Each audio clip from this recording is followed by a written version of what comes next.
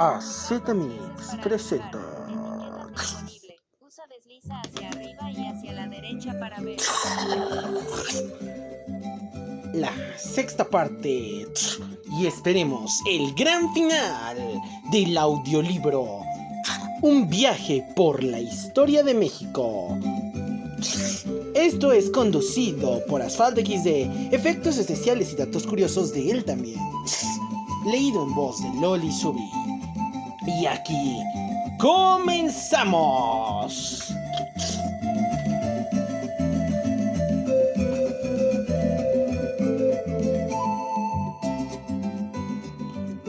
Hola mis queridos mixeros, ¿cómo están? Pues, espérame. Pues espero que se encuentren muy bien aquí ya en la cabina de AZMix. Ya hoy esperamos terminar el grandioso capítulo de ya terminar este libro que hemos estado leyendo a lo largo de estas 5 partes. Es la historia de México, un viaje por la historia de México, escrito por Luis González y González.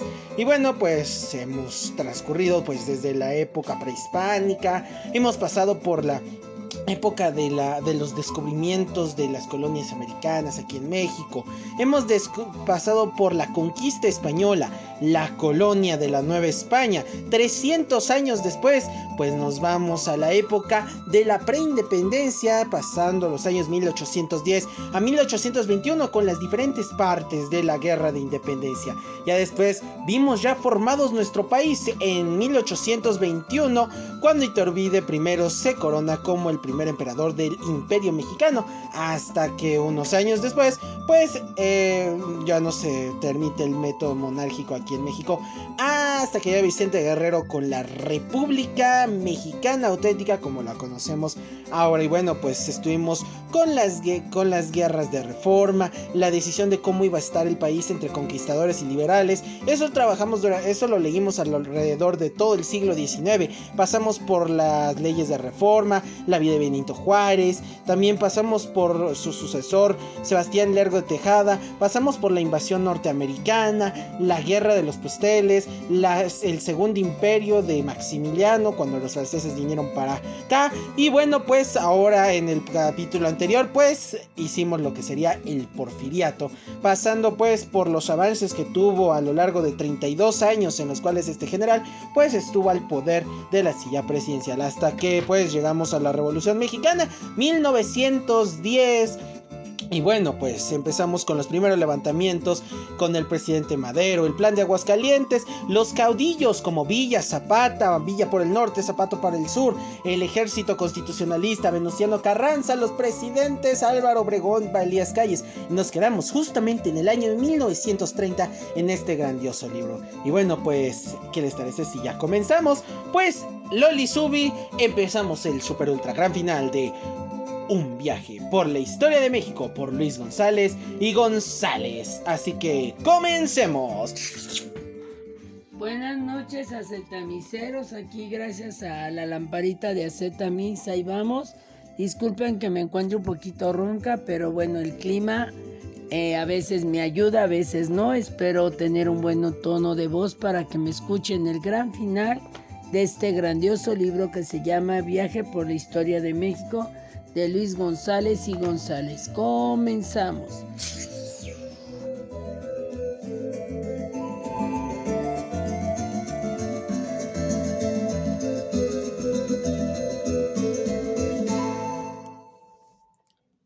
La revolución se vuelve institución. Al finalizar el periodo de Abelardo Rodríguez, Lázaro Cárdenas fue designado candidato a la presidencia de la República. Desde el comienzo de su gobierno, Cárdenas mostró una decidida voluntad de cambio. Defendió los movimientos obreros y campesinos y con su apoyo hizo frente al general Calles, que mostraba una actitud hostil hacia la política independiente de Cárdenas. Logró neutralizar su poder, destruyó a sus seguidores en el gobierno y finalmente lo expulsó del país. El régimen cardenista superó a todos los gobiernos anteriores en la aplicación de los postulados de la República Mexicana, sobre todo el relato al reparto agrario, que incluyó a más de 1 millón de campesinos. También la clase obrera se vio favorecida. Se crearon nuevas agrupaciones sindicales y campesinas que fueron la base popular del partido oficial, antecesor del actual PRI. La política cultural del cardenismo puso especial énfasis en los valores nacionalistas, el indigenismo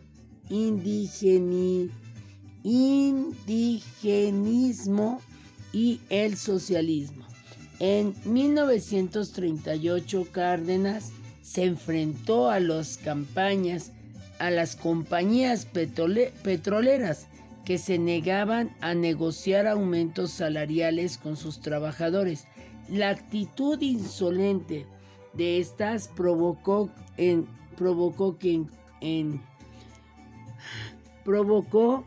que en respuesta Cárdenas nacionalizara la industria petrolera con un gran respaldo popular. Las naciones afectadas promovieron entonces un boicot internacional en contra de los productos mexicanos, aunque sin éxito. En 1940, Manuel Ávila Camacho fue electo presidente de la República. El nuevo régimen moderó el discurso socialista del cardenismo, que habían creado una fuerte oposición en diversos sectores del país. Se puso freno a la reforma agraria y se fomentó el ingreso de capitales extranjeros. La Segunda Guerra Mundial permitió el despegue económico de México, que se convirtió en proveedor de materia prima y fuerza de trabajo para las naciones aliadas, especialmente Estados Unidos. En este podemos mencionar a Manuel Gómez Morín, a Carlos Pellicer, a Ignacio Chávez, a Eugenio Garza Salas, a Daniel Cosio Villegas, a Rufino Tamayo, a Vicente Lombardo Toledano y obviamente a Lázaro Cárdenas. Lázaro Cárdenas, militar y presidente de la República, nació en Jaliquina, Michoacán, en 1895. En 1913 se incorporó a la Revolución Apoyo a las Fuerzas de Convención de Aguascalientes, pero después se unió a Carranza, ligado a los militares sonorenses. Fue jefe de operaciones militares en Michoacán, en el Istmo de Tehuantepec y en la Huasteca. Fue electo gobernador de Michoacán, secretario del Estado en los gobiernos de Pascual Ortiz Rubio y Abelardo I. Rodríguez. Siendo presidente de la República, se enfrentó a Calles, a quien expulsó del país, apoyó a la República Española y en 1939 decretó la expropiación petrolera, hechos que marcarían su sexenio junto con el extenso reparto agrario que llevó a cabo. Falleció en 1970. Para más información sobre Lázaro Cárdenas, mis queridos mixeros, pues recuerden que hicimos justamente un video sobre la expropiación petrolera, sobre la gran historia del 18 de marzo de 1938. Ahí lo pueden consultar en el canal cuando gusten. Ahora sí, continuemos. Cachorros de la Revolución. En 1946 y 1968, México entró en una etapa de rápido crecimiento económico y estabilidad política.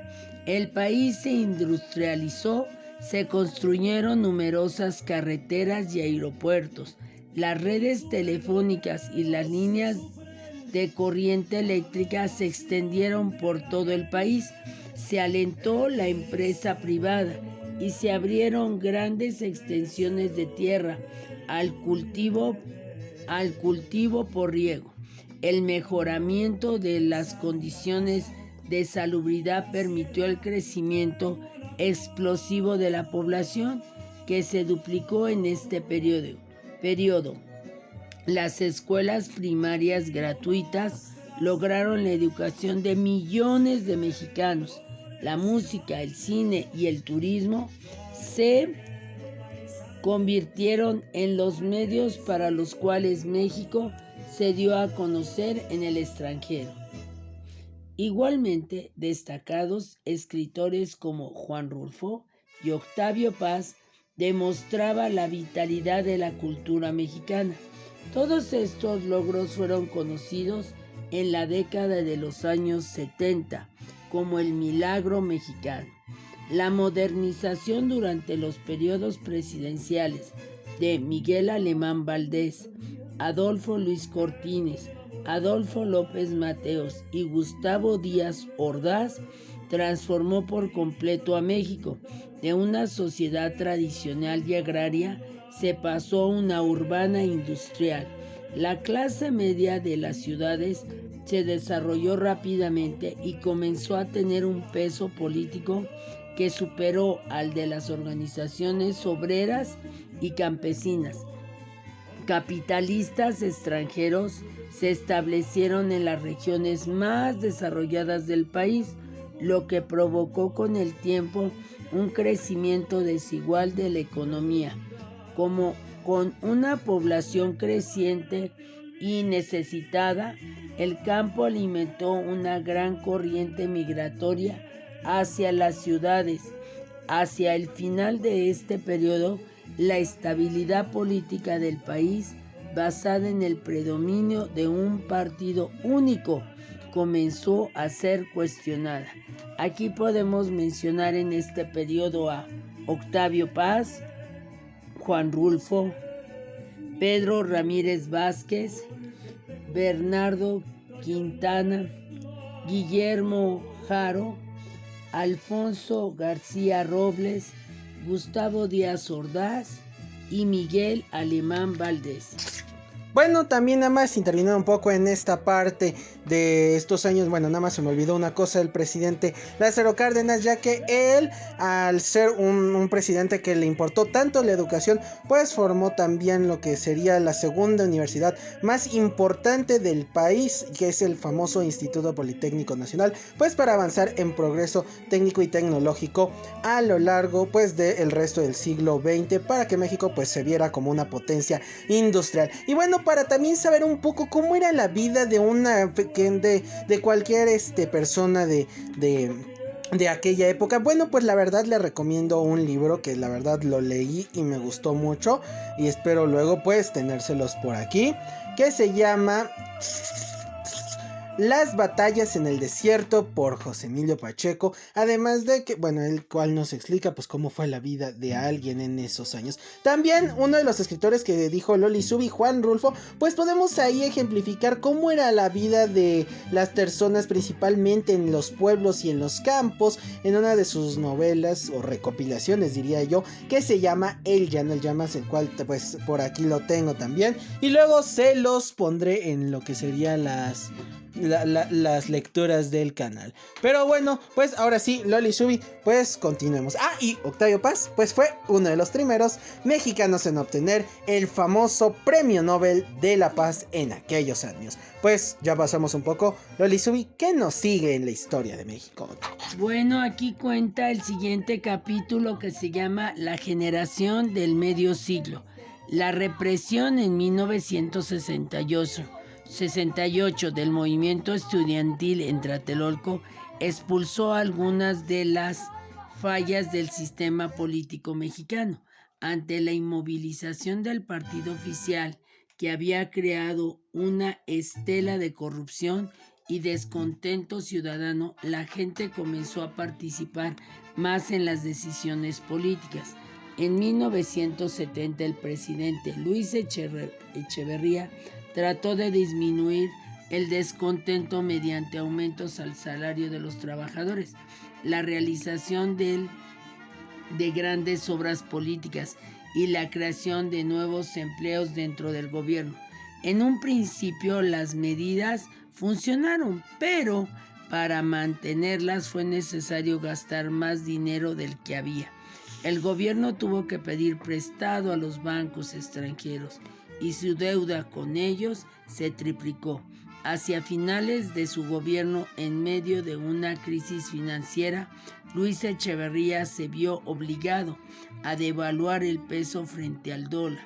El descubrimiento de grandes yacimientos de petróleo en el sur del país perdió que la economía volviera a crecer durante los primeros años de la presidencia de José López Portillo, quien conformó la política económica de Echeverría. Se subsidió a las empresas para que abarataran sus productos. Se aumentó el salario de los trabajadores para mantenerlos contentos, pero de nuevo se gastó más dinero del que se tenía. La deuda del gobierno creció como nunca en la historia de México. La caída de los precios del petróleo provocó una nueva crisis. La moneda se desvaluó drásticamente y se llegó a suspender el pago de los intereses de la deuda externa para evitar la fuga del dinero que quedaba. Se tuvo que nacionalizar la banca. En un clima de descontento y caos económico, Miguel de la Madrid fue electo presidente de la República. Aquí podemos mencionar a Marcos Mouchiki, Miguel León Portilla, Teodoro González de León, Carlos Fuentes, Jaime Sabines, Rui Pérez Tamayo, Jorge Ibargüengoitia. Bueno, de Jorge Ibargüengoitia, que la palabra, disculpen cómo lo pronuncié, es un novelista, periodista y crítico. Nació en Guanajuato en 1928. Estudió letras en la UNAM, donde posteriormente impartió clases de teoría dramática. Obtuvo las becas de Rockefeller y de Guggenheim. Es autor de una obra en la que el tema central es la frase histórica. Está considerado por la crítica como uno de los autores mexicanos más originales. Parodió en sus novelas con humor y exactitud de periodos importantes en la historia de México. La Guerra de Independencia de 1810 y la de la Revolución de 1910 rompió con la imagen nostálgica y melancólica de la provincia y trabajo con la escandalosa realidad de la nota roja. La tradición literaria a la que se afiliaba su obra no es hispánica, sino anglosajona. Dos de sus obras más conocidas son Los Relámpagos de Agosto y Los Pasos de López. Bueno, no sé si quiera comentar algo Asfal XD antes de leer. Zetamix antes de que termine el último capítulo. Bueno, pues ahorita que comentó varios autores, pues realmente muchos de ellos, bueno, no los conocía. El único que sí me llamó la atención, pues fue uno que leí, una de sus novelas, la cual también se las recomiendo, que es Carlos Fuentes. Y la verdad se me hace también uno de los grandes novelistas del siglo XX, ya acercándose ya casi al final del milenio. Y bueno, pues luego les tendré su obra en su voz, justamente de Aura, que es una de sus obras más conocidas, publicados en esos años de 1970 a 1980. Pero bueno, pues ¿Cómo se llamó la obra? No nos dijo el título, Zetamix. La obra se llama Aura. Se llama la obra Aura. Es una novela cortita, pero la verdad muy interesante de saber. Pero bueno, ahora sí, Loli Sui, pues continuemos. Bueno, el último capítulo de este libro se llama Fin de siglo. A partir de 1982, el gobierno mexicano puso de relieve las faltas de un modelo de desarrollo basado en la protección oficial de las empresas nacionales y el gasto excesivo del gobierno. Miguel de la Madrid tuvo que enfrentar a todos los problemas derivados de la crisis, redujo el gasto gubernamental, suprimió subsidios y recortó el número de empleados políticos. Gran parte del dinero ahorrado con esas medidas se utilizó para pagar los intereses de la deuda bancaria, razón por la cual la economía no creció. El peso se devaluó aún más y aumentaron las penurias de la gente. Se incrementó el número de mexicanos que trataban de cruzar la frontera con Estados Unidos en busca de empleos bien pagados, lo que causó fricciones con el vecino del norte. Otro problema aún no resuelto es el poder y la riqueza crecientes de los grupos de narcotraficantes que fomentaban la corrupción y la delincuencia en el país. En las elecciones de 1988, el candidato oficial Carlos Salinas de Gortari accedió al poder a pesar de una oposición fuerte y bien organizada. Salinas siguió con la política de ahorro de su sucesor, junto con un joven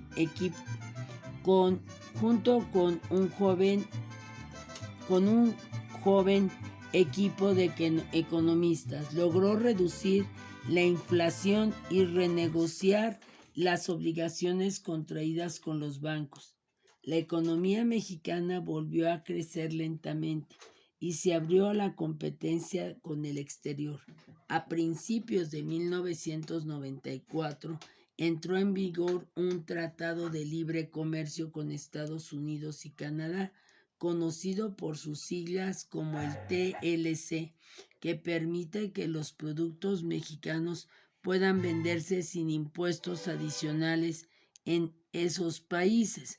Esta ha sido una época de cambios acelerados en la que los últimos avances de la ciencia y la tecnología coexisten como con comunidades aisladas y necesitadas de educación. Bueno, aquí podemos mencionar a José Emilio Pacheco, a Vicente Rojo, a Eduardo Mata, a Manuel Pembersky, a Francisco Bolívar Zapata, a René Druquet Colín, a Carlos Monsiváis y a Mario José Molina H., que actualmente Mario José Molina H. es químico nacido en la Ciudad de México en 1943. Realizó estudios de ingeniería química en la UNAM. Y también podemos mencionar a José Emilio Pacheco, es poeta, ensayista y novelista, nacido en la Ciudad de México en 1939. Disculpen que este capítulo se los hice un poquito ronca, pero la intención de Asfal XD era terminar el libro. Bueno, narremos la contraportada. La contraportada dice así: Luis González y González nació en San José de Grecia, nació en San José de Gracia el 11 de octubre de 1925. Pasó su infancia en esta pequeña población michoacana, rodeado de ancestros venerables que con el solo magistrado de su presencia y sus recuerdos le transmitieron el amor por el pasado y la misión de grabar en la memoria. De esta experiencia original surgió su devoción por la microhistoria, género que don Luis fundó entre nosotros y que describirá con estas sencillas palabras: es la historia que nos cuentan el pasado de nuestra propia existencia, nuestra familia, nuestro terruño de la pequeña comunidad. Don Luis tuvo una sólida formación académica. Estudió en la Universidad Autónoma de Guadalajara, la Universidad Autónoma de México, el Colegio Nacional y la Sorbona. Por sus amenas y sabias cátedras pasaron varios generadores de historiadores. Fue miembro de la Academia Mexicana de la Historia desde 1972 y el Colegio Nacional desde 1978. Fundó una institución de excelencia académica, el Colegio de Michoacán. Obtuvo el Premio Nacional de Historia, Ciencias Sociales y Filosofía y Letras en 1983. Poco antes de morir, el Senado de la República le otorgó la Medalla de Honor Belisario Domínguez. Don Luis formó con doña Armida de la Vara una familia ejemplar. Falleció un 13 de diciembre de 2003 en su pueblo natal. Le sobreviven 6 hijos y sus nietos. Entre sus obras más conocidas se encuentra La República Restaurada, Vida Social, permítanme tantito,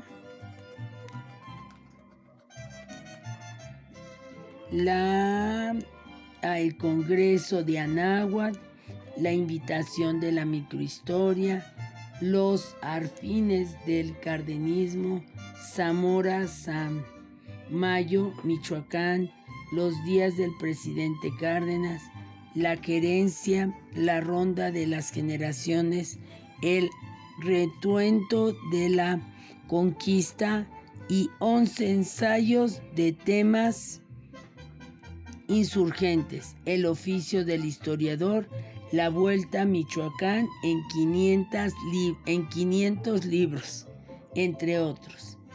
Bueno, muchas gracias a Zetamix, que tenga una deliciosa noche de inicio de diciembre 2021. Con permiso. Bueno, mis queridos mixeros, pues esperando que hayan disfrutado de este libro, de un viaje maravilloso de más de 1000 años, si no hago cálculos, pues viendo toda la historia de pues nuestro querido país México. Y bueno, para nuestros amigos que nos escuchan en el extranjero, pues ya se llevaron un poco más de cultura sobre esta grandiosa nación que es los Estados Unidos mexicanos. Pero bueno, mixeros, no se olviden darle like y suscribirse al canal para que sigamos creando este tipo de contenidos. Y bueno, pues ya llegamos al final, y esperando que les haya gustado, y nos vemos en próximos libros, en próximos videos, en próximos temas a través de AZMix. Se me olvidó. Y los dejamos con un tema que, bueno, nos hace mucha gloria nuestro país México. Los dejo con el famoso Jaraba Tapatío por Mariachi México.